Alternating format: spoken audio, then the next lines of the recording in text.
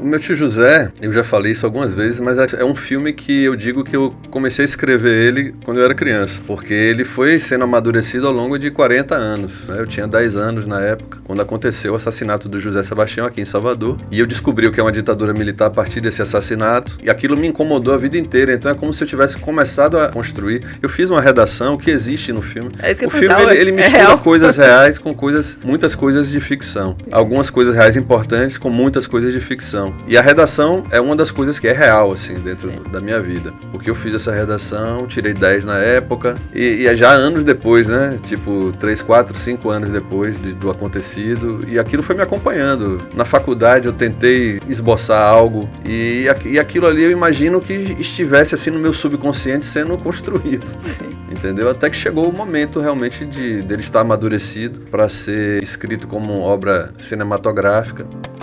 A gente já, na época, a Audinha já tinha uma trajetória